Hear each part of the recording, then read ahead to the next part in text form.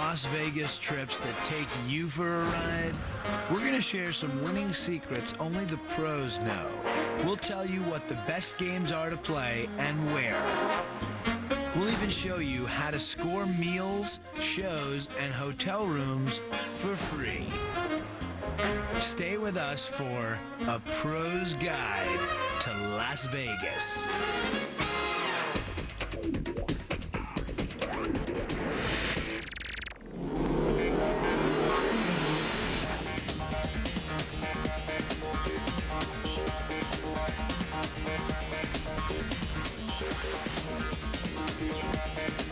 Las Vegas, the most popular gambling destination in the world. For the more than 35 million visitors who come here every year, Vegas is a dream factory in the desert. Unfortunately for most, the dream of winning big turns out to be just another mirage. The reason why should be obvious. The odds are set to favor the house. That's why Las Vegas exists. Those odds, however, vary from game to game and from casino to casino. According to the pros, if you know what you're doing, you can shave the house edge enough to go home feeling like a winner every time. What you really have to do to beat Las Vegas in all of these areas is be a savvy consumer. Author and high-stakes gambler Anthony Curtis is a world-respected authority on Las Vegas.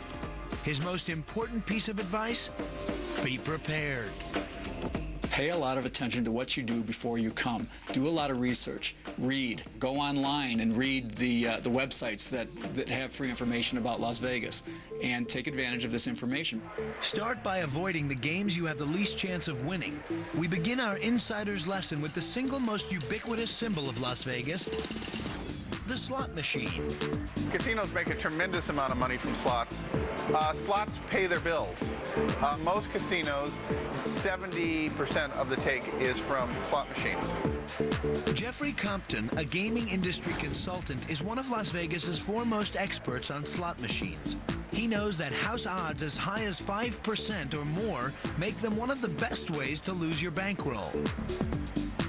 Here's a secret you probably don't know. Most people don't realize how often they pull a handle in an hour. Most people think they pull a handle maybe 50 to 60 times an hour, when in reality they're pulling the handle or pressing the button closer to 500 times per hour. So if you're losing 3 or 5 cents every time you pull that handle, you're losing $25 an hour. No wonder they're known as one-armed bandits. You'd think people would avoid them the way they would avoid a human mugger, but they don't. Tables can be a little intimidating. There are other people, there's a dealer, you don't know exactly what to do at the table. Where slot machines, all you have to do is sit down, put your money in, and press the button or pull the handle. Also, casinos have put in a tremendous effort in better marketing slots. There have been more new slot machines created in the last 3 or 4 years than in the last 40 years. So, given that people are going to play them, here are Compton's exclusive Travel Channel tips for making the most of it. To begin with, avoid misconceptions. The most common is that a machine that hasn't paid off in a while is due. Every time you play a slot machine, you have an equal chance of hitting the jackpot, even if the jackpot was hit the time before or the jackpot hasn't been hit in 6 months. You see ads that say, send us $100 and we'll teach you how to win in slots. And they say things like, play every other machine and put 2 coins in this one and 1 coin in that one and 4 coins in the next one, and see which one comes out the best. And in reality, that doesn't do a thing for your slot play. According to Compton, the only way you win at slots is by pure and simple short-term luck. Over the long haul, you will come away a loser. But even so, there are ways to minimize your losses and make your bankroll stretch over a longer period. Here are some of his personal secrets. I recommend you play the machines with the lower jackpots because they hit more often. I would not play machines at airports and in small bars. I would avoid machines in convenience stores. I would avoid machines at the car wash while you're waiting for your car. Generally, these machines are tighter. I would never play a machine I don't understand. Some of the latest and greatest machines coming out in Las Vegas and elsewhere are very hard to understand. If you don't understand how it works, don't play that machine. And perhaps most importantly, never believe what anyone else tells you. One of the most popular myths on the strip, and I've even seen it written in so-called how-to gaming books, is you ask the change girls which machine is going to hit next. The change girls have no more idea than the man on the moon which machines are going to hit. Let's face it, if they knew a machine was a real winner, they'd have their boyfriend sitting in front of it. Slots aren't the only house hogs on the casino floor. Roulette is a wallet emptier too. You're facing a game that's been engineered to beat you. And unfortunately, when a casino has an advantage, no form or pattern or system of betting your money will overcome that advantage for the casino. The house advantage for roulette is 5.26%, or for every $100 you wager, they take about $5.26 from you. That's a lot.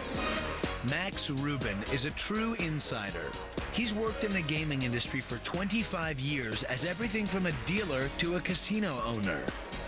Though he knows roulette is an inherently bad bet, he understands its allure.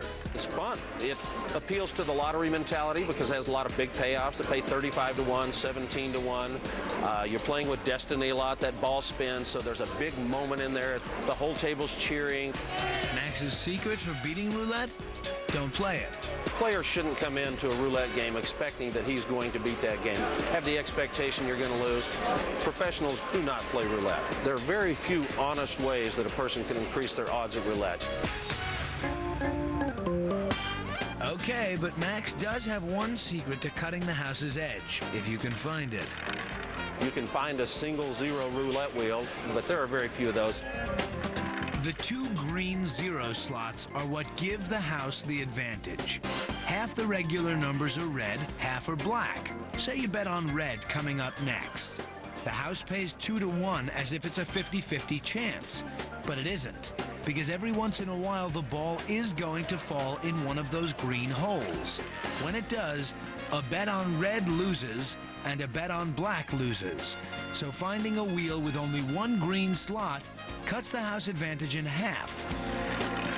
Other than that, the best you can do is slow down your losing. There are a number of bets on a roulette wheel that are safer than others. They're called the outside bets. Odd, even, red or black, the even money bets, there's a much greater chance that those are going to hit. If you put one chip, say, on 17, it's 38 to 1 that number's going to hit, so it's not a very safe bet for you to make. Max Rubin's best advice of all? You should look at roulette and slots too as just another form of entertainment that you're going to pay for. Like going to a concert or a movie. Of course, in this case, how much you pay is up to you.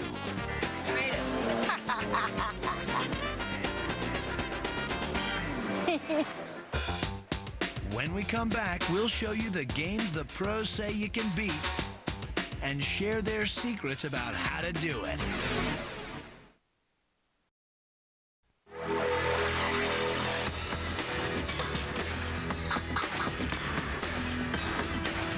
Every year, Las Vegas casinos rake in nearly $8 billion, or roughly $665 from every person who sets foot inside their doors. But not everyone goes home a big-time loser. The secret is to start by picking the right game. According to the pros, the best game for the average gambler to have a shot at is blackjack, otherwise known as 21. If you are knowledgeable, you can cut the casino advantage down to anywhere between 1/3 and 1/2% away from even. Virtually every gift shop in Nevada sells a little card. They're called basic strategy cards. They'll cost between $1 to $3. Looks something like this, and this will tell you what you should do in any given situation on a table. Once you do that, you're playing better than all but maybe a tenth of 1% of the blackjack players in the world. Now I have a 12. Dealer's got a 3. What do? You take a look at the card over here. Believe it or not, you're supposed to hit that hand, so I'm going to do it. Not bad, not bad. Tight. I got lucky there. Anytime you get a 12 and win, you just played lucky. This card isn't going to tell you how to win. There's no card in the world to tell you how to win because you just don't know. You play such a small, limited number of hands, but it certainly will show you how to conserve your capital and play the game properly. After that, it's all luck. And if you do go on a run, have the sense to know when to cash out and take your winnings home. Okay, well, I got close.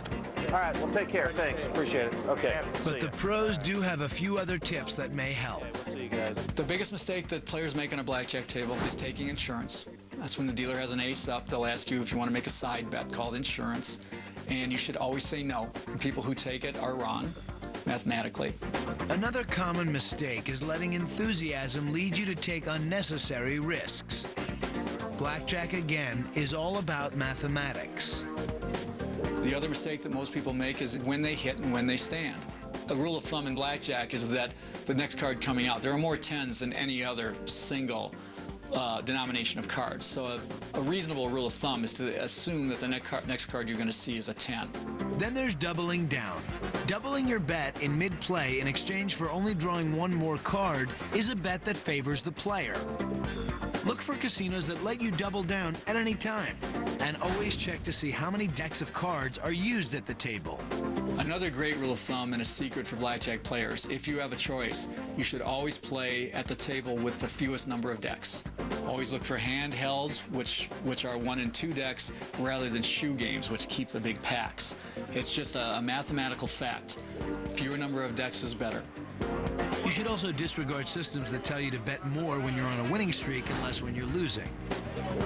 You only know when streaks happen when they're over. You never know when you're in a streak. I mean, people may feel it. The adrenaline starts pumping. You say, I'm due, I'm due, I'm due. But nobody really knows when they're due. Because if people could recognize when streaks are happening, casinos would cease to exist.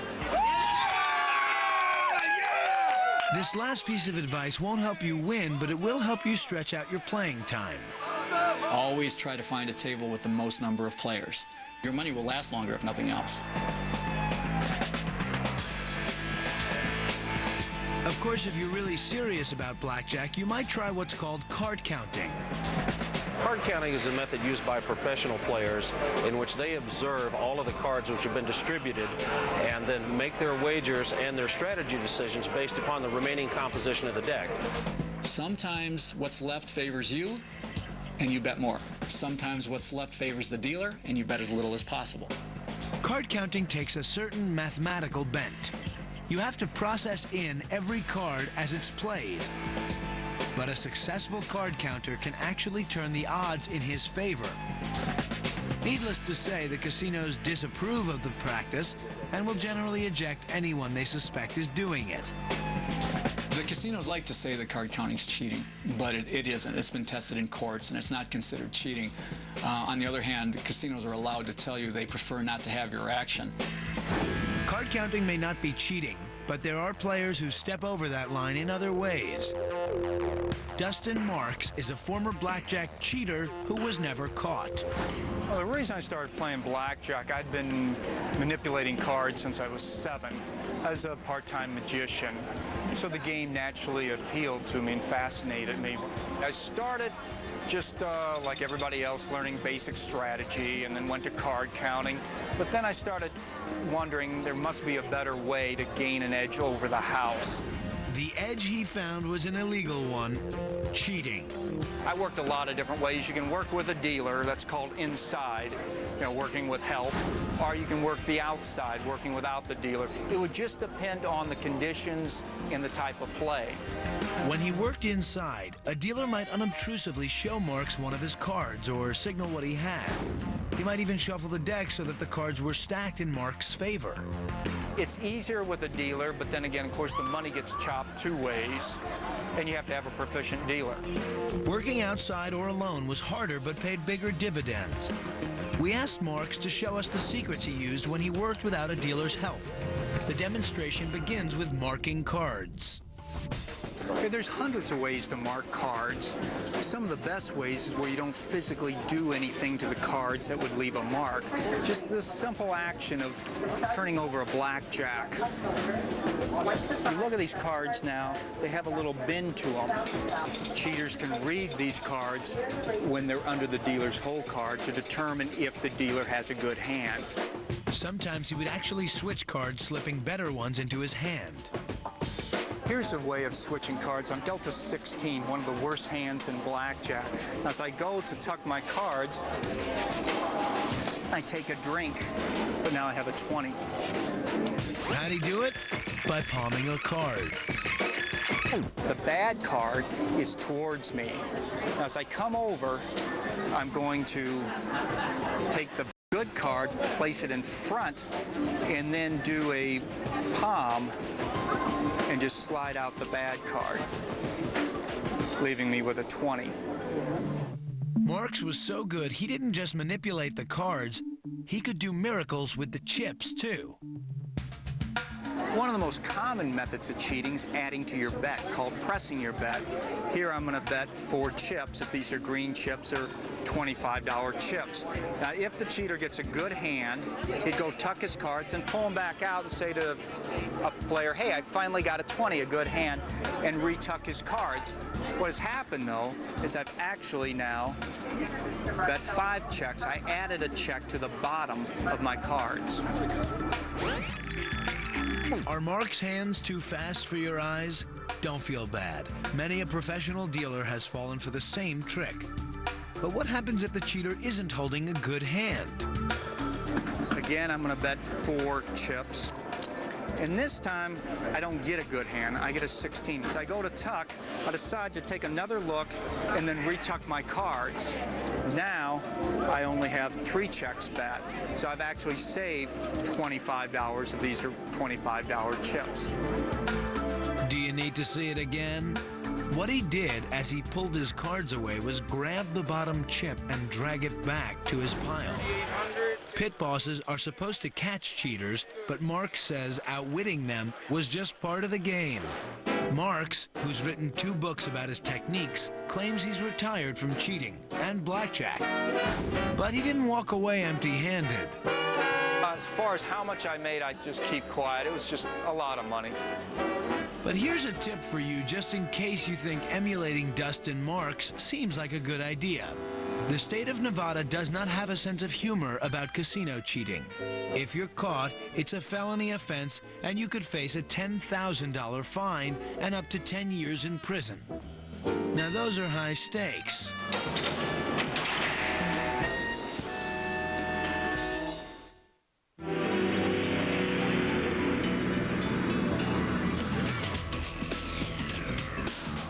We already know that, for the most part, slot machines are an inherently bad bet, paying back far less than many other games. In fact, it's always been conventional wisdom among the pros that you should avoid all machine games. Essentially, a rule of thumb that I always like to put forward is that you're going to do better playing table games than you will playing mechanical games.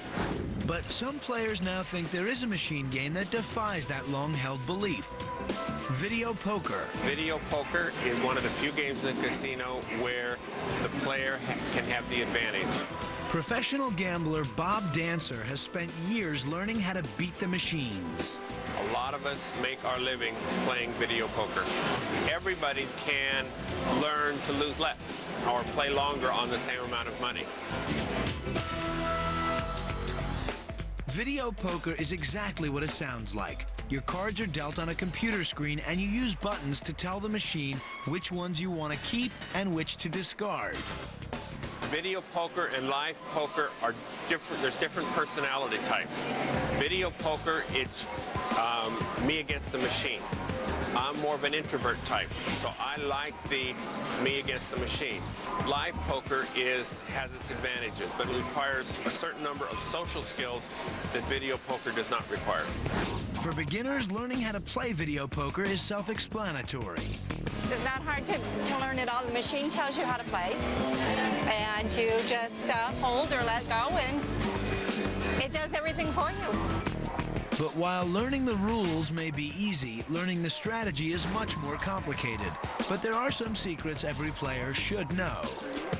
The main thing a player has to learn is which pay schedules are to their advantage.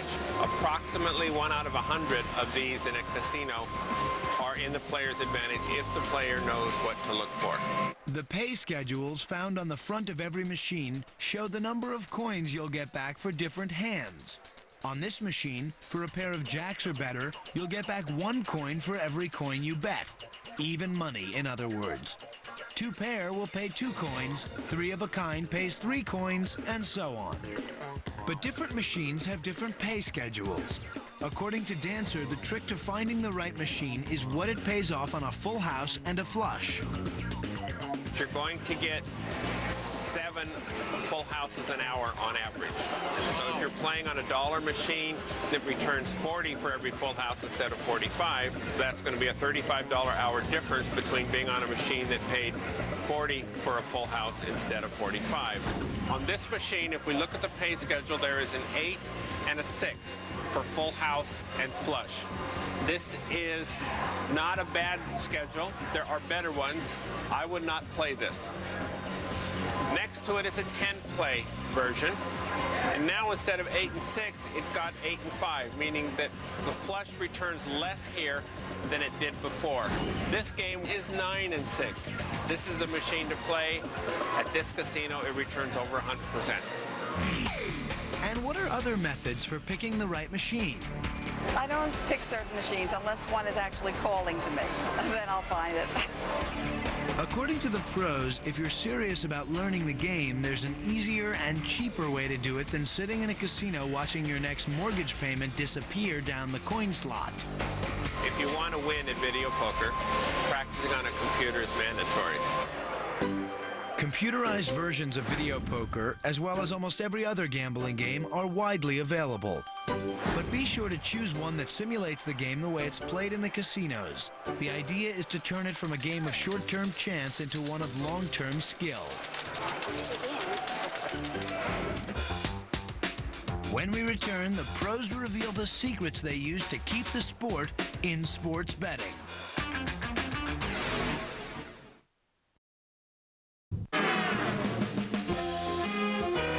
On most casino floors, there's one spot where the gamblers aren't playing games, although they're betting on them.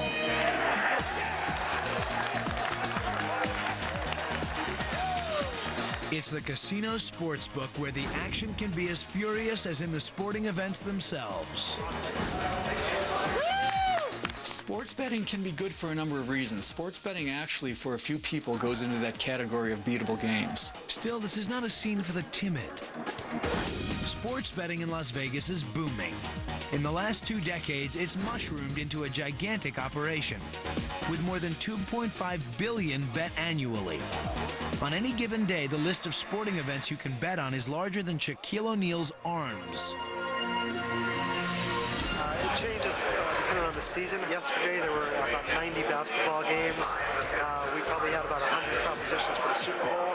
We had golf, we had tennis, we had NASCAR. It was probably up to 500 yesterday. Joe Lupo manages the sports book at the Stardust, which is known for setting the earliest betting lines, the odds the casino puts on each game or event. On a daily basis, we hang the basketball and baseball lines at 8 a.m. During football season, we hang the lines at 5:30 on Sunday night after the rest of the games have concluded. But the lines can fluctuate right up to game time. According to the pros, the first step in sports gambling is understanding how the lines are determined. Though each casino does it differently, most rely on outside help. We get the lines from all our consultants. We use all the lines together to formulate our Stardust opening line. One of the major outside sources the Stardust and other casinos rely on is Las Vegas sports consultants. We set the lines and the odds and point spreads for all major sporting events here in America and abroad. So can you beat the odds makers? Maybe. There are people that have developed computer analysis systems that can take into consideration so many factors about teams' strengths and weaknesses versus other teams, that they can actually outperform and out-handicap the public in general vis-a-vis the bookie. So for a select few, sports betting can be a winning proposition. Now, most of us obviously aren't going to be among that select few that devote that much time and energy to it. So is there anything we can do? Do your homework, don't bet with your heart, and don't bet what you can't lose. Do at least a modicum of research. Some casinos, like the Stardust, have background info to help you make a smarter choice. So sad. The Handicappers Library has been here a long time with the Stardust. We provide odds and information, weather reports, injury reports to our guests. I need a winner tomorrow night, guys. Sports betting is the only game of opinion. Everything else here is a game of chance. It's the only place you can reduce the odds to win. First of all, you better know who you're betting on. You know, you can pick up information on the teams to find out if you're on the right or the wrong side of the number. Ravens all the way. Here's one other inside tip that can help. Different sports books have different numbers. Shopping around for a point spread is on the player's side, just like you shop for soup, the best price. You get the best price.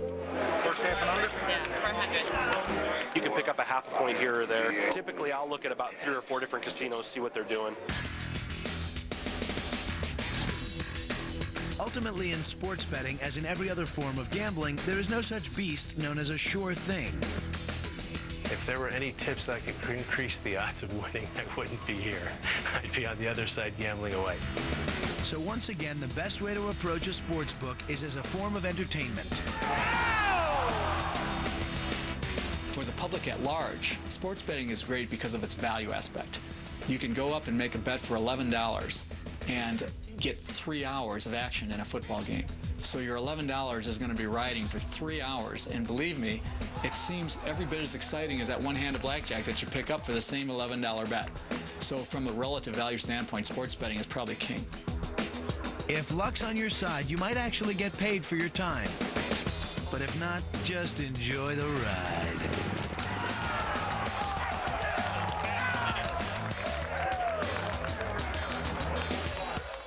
You know, you win some, you lose some. Tomorrow's another day. We'll be right back in a moment with the secrets the pros use to score Las Vegas giveaways, from free meals to free rooms.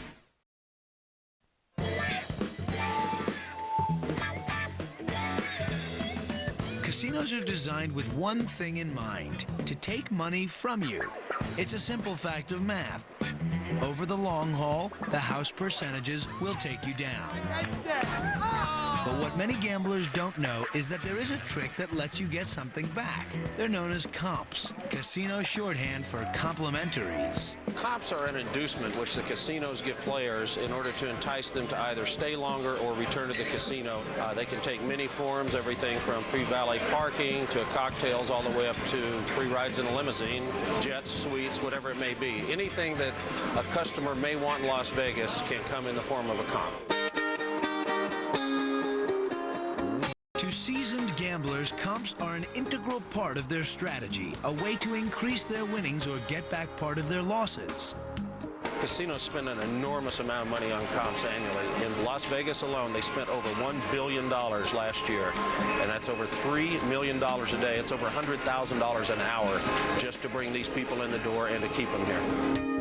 Most gamblers think comps are reserved for high rollers, but in fact, everyone can get in on the action.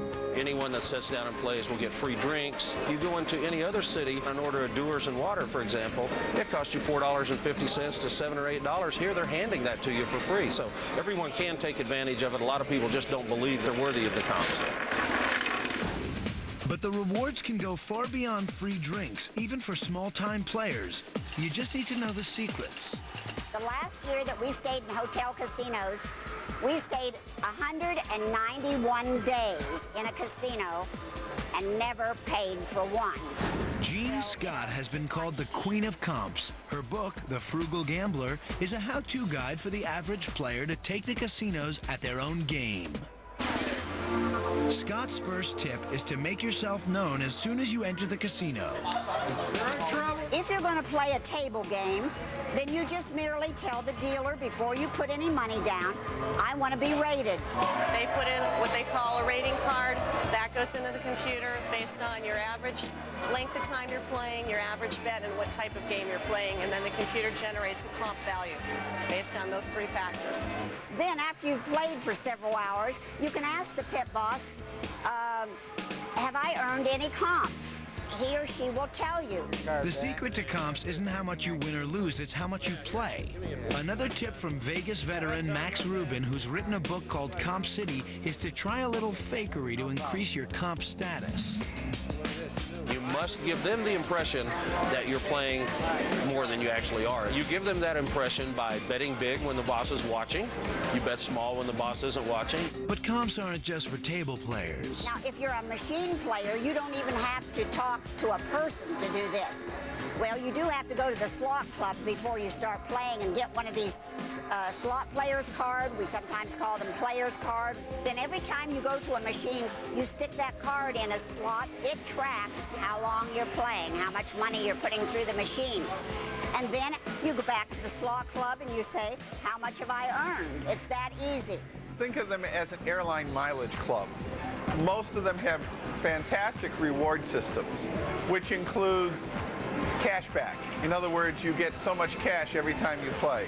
Not a great deal and not enough to make up for your loss, but cash is cash. Or you can get comps, free meals, free rooms, or discounted rooms, free or discounted entertainment. Almost every casino offers club cards. Hi, can I get you a player card this evening? I see you're going to play this machine. Give me just a second, and I'll be right back with your card. Okay? Thanks. You're welcome. And they're not just for slots. You log in at every game you play. But you can get some great stuff, but you have to join. The longer you play, the more you earn in the way of comps. So choose your games carefully to make your playing time last. It's much easier to earn comps at certain table games simply because the house has an inherent edge. For example, roulette wins 50 times as much money per hand as a blackjack game will. So they give you more comps. However, you're losing more money too. The easiest game to earn comps that you really don't deserve is at the blackjack table because they do not have methods of determining what your skill levels are, and they give away those comps based upon the universe of bad players. As far as the machines are concerned, it's video poker because, again, that's a skill-based game, and they give away comps based upon how poorly everybody plays, and the universe of all video poker players loses at a rate of, say, 2 to 3% on every spin, where a proficient video poker player may lose 0.2%, 0.3%. And Gene Scott says that if you're playing the machines, don't be shy. After you become a little more knowledgeable, then you won't want to just take what is given to you automatically, but you will want to seek out a host, the slot host. And that's when you can start really using the system, because the slot host can give a little bit more than you can just get automatically by playing on your card. That's our very first one here. Give me a... In order for someone to qualify for the highest level of comps and to be considered a whale, they are betting anywhere from $25,000 to $250,000 a hand. I mean, in one turn of the cards, these people win or lose more than most people make in a year. The whales can get anything from a 15,000 square foot suite that comes with valets, butlers, their own personal chefs, limousines at their disposal, anything from a Rolls Royce for Christmas, which was just given away to a high-end player at one of the casinos here, to chartered 747s for their entire entourage. The one thing that casinos will not provide is female companionship. Casinos have different standards about who gets the better comps. Now, as far as the casinos are concerned, a smaller property such as Arizona Charlie's, a high roller is someone that may be betting $25 to $50 because it gets management's attention. And that's basically what a high roller is. Now, if you go into an MGM or a Bellagio, if you're not betting at least $500 a hand, you are not considered a high roller and aren't treated as such. But if you are, the sky's the limit. The most extravagant comps I've ever gotten were ski weekends up to Lake Tahoe, which included lift tickets, lessons, a limousine at my disposal, and for 6 of my friends for a total of a week. That was pretty extravagant comp, along with the airfares. I've had dinners for up to 25 people in the gourmet rooms, that sort of thing, and of course I've stayed in lots of nice suites and had a lot of fun. The whole idea, of course, is that the casinos expect to get you in the long run and recoup the comps, along with a fistful of additional cash. To the pros, that's a challenge they can't resist. You have to be a pretty serious gambler. That doesn't mean you have to be a pretty serious sucker. You have to give the casino the impression that they are going to be able to make some money off of you. In the past, the casinos would dangle these comps in front of gamblers to attract their bankroll. So what we do, conversely, is we dangle our bankrolls in front of the casinos to attract their comps. Remember, you should never be embarrassed about trying to finagle extras from the casinos. They have no shame about going after every nickel in your pocket, so just turn it into a game. One of the few games in Vegas where you actually have nothing to lose. When we come back, the pros pick their favorite casinos and let us in on how to eat like a king for less than the price of a $5 chip.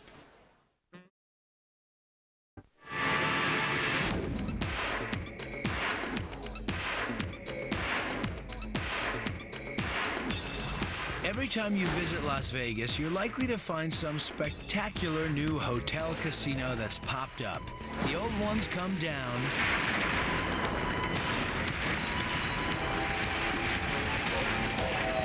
and bigger and better ones open to replace them. But building these new monsters costs big-time cash, and the person who ends up paying for it is you, the customer. However, for players looking for the best deal for their money, the pros know the secret. Find out where the bargains are. On the Strip, they say the best bang for your buck is at the Stratosphere, that giant needle that looms over the entire city. The Stratosphere is really kind of a bargain gem that a lot of people don't know about. Part of it may be that it's a little farther down the Strip than some of the other major hotels. They built the tallest structure west of the Mississippi, and they were sure that everybody would show up, but people didn't. They just figured that the Strip ended at Sahara Avenue, so they had to bring them in with their loss leaders. And they do it with discounted rooms, they do it with good gambling games, they do it with a great show, American Superstars, for under $30 a ticket. They do it for 2-for-1 coupons to that show if you're a member of their slot club, so we take advantage of it and we go there. And indeed, rooms here start as low as $39. We are in the process of a 1,002 room expansion, and within this 1,002 rooms there will be 100 suites. Many of them are what we call spa suites, where individuals will actually be able to sit in a spa at night and look down the Strip and see the beauty of the lights at night. But it isn't just the rooms that are a bargain here. The Stratosphere also has some of the best casino odds in town. Some of their video poker games kick back 100% of what's put in. They have slots that return 98%, and they have single-zero roulette. But still, there's something even better than that. A money-back guarantee for first-time slot machine players. First-time slot player comes in, joins our player club, plays at least a half hour, and essentially we refund their losses up to $125 if they do lose during that 30 minutes, plus with a 10% bonus on that loss. We feel it's an outstanding program to attract new individuals here. Getting your losses back is a pretty rare find in Las Vegas, but that doesn't mean you can't find some other good deals. Once again, you just need to know where to look. Right now, the loosest payoffs you're going to find is to go to the casinos that are around the perimeter of Las Vegas. Those are known as the locals casinos. This local faction tends to be smarter when it comes to value. So they have to give back more in the restaurants, they have to give back more in the games, and that's where the tourists can come in and say, heck, I'll take advantage of what the locals are getting.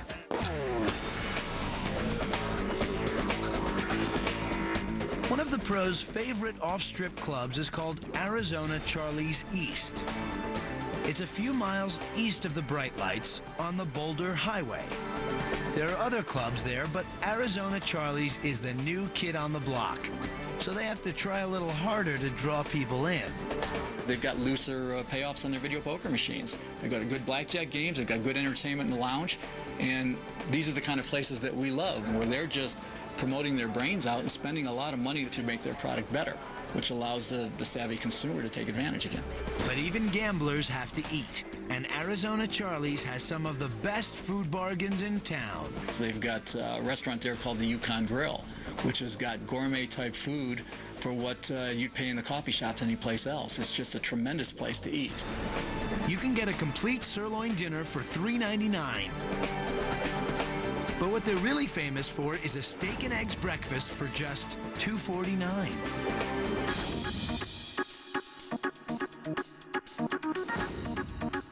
Of course, if good food at good prices is part of your itinerary, there are a couple of other places in town that pros recommend.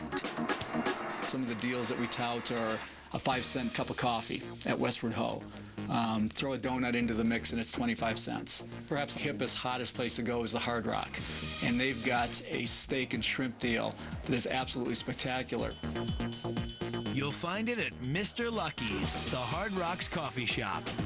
Pretty much everything on the menu is good here, but a secret only the locals and repeat customers know is that the steak and shrimp deal isn't on the menu.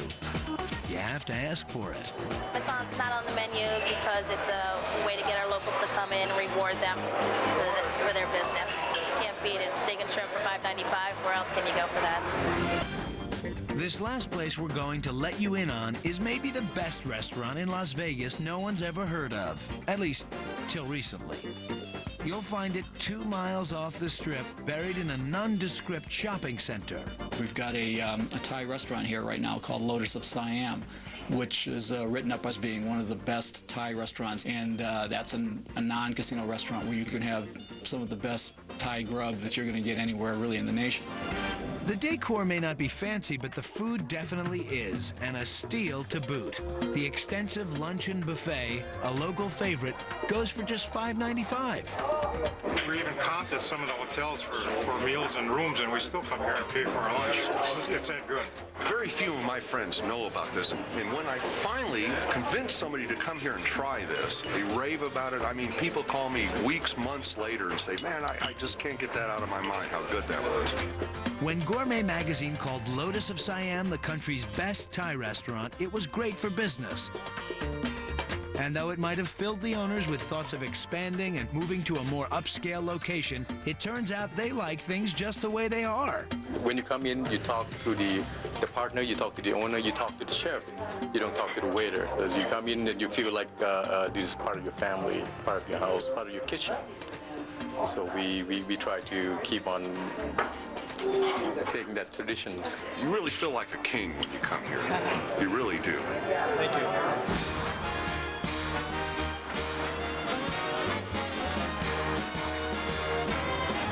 Usually when you go on vacation, you have a pretty good idea ahead of time how much that vacation is going to cost. But going to Las Vegas is different.